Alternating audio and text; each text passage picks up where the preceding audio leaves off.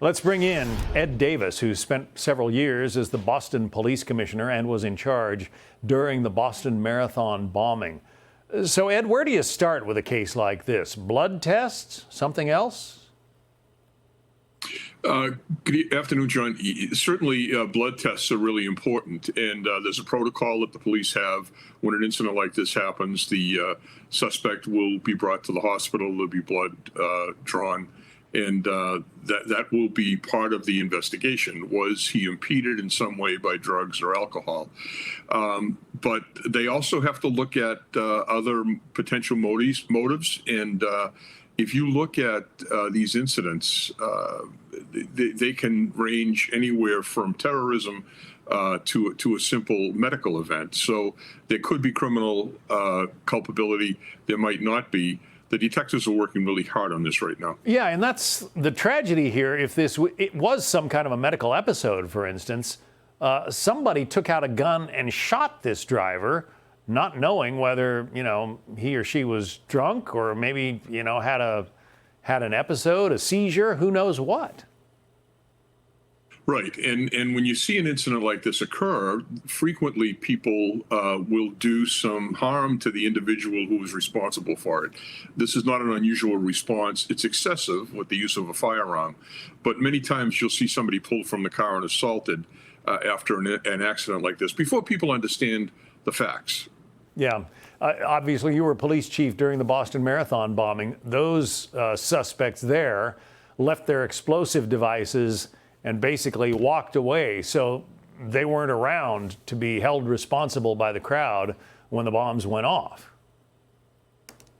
Right, but tensions were very high at that point in time, and had they been caught in the act, many times these people blow themselves up when they're perpetrating a crime like that. It wouldn't have been received too well by the people in that crowd, to be quite honest with you. Yeah. What do you say are the chances that they catch whoever it was who shot the driver in this Los Angeles incident? I think there's a good chance that they'll find out who this individual was. There were hundreds of witnesses there to the incident.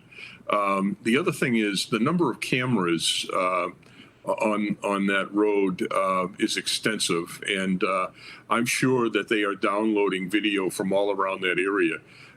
You might not catch the actual act on video, but when somebody's running away, they're going to stand out in the crowd, and if they can get good pictures of the individual, they'll find out who did it. Or, getting into an Uber or a taxi or something like that, they'll figure out how the guy got away, right? Right. You start at the incident and you work backwards from there, watching as the person comes in and also watching as the people flee. And, the tragedy of this incident is this can happen anywhere. On a night, Friday, Saturday night, and in any city, there's lines of people on sidewalks, and it's very difficult to put protective devices out everywhere. So this is the kind of thing you have to look at very closely for malicious intent. Yeah. These days, it's so easy to assign terrorism to something like this. I mean, we had the Christmas parade in Wisconsin. We've had other terror attacks, especially in Europe, involving automobiles plowing into crowds of people. There was the one in New Orleans not too long ago. But you say we've got to keep our speculation to a minimum here and figure out what really went wrong. I think that's exactly correct. I think that we should take a minute, find out what the circumstances are. There's blood evidence, there's technical evidence from the computers in the vehicle, there's questioning and video. So there's a lot going on right now. They'll get to the bottom of it, and then we can take appropriate action and protective action. Even if it was a medical episode, for instance, how do you prove that if the driver had some kind of a blackout or something like that?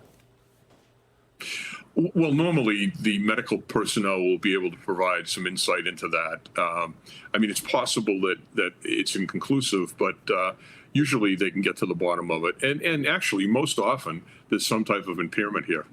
All right. The former commissioner of the Boston PD, Ed Davis. Ed, thank you. Thank you, John.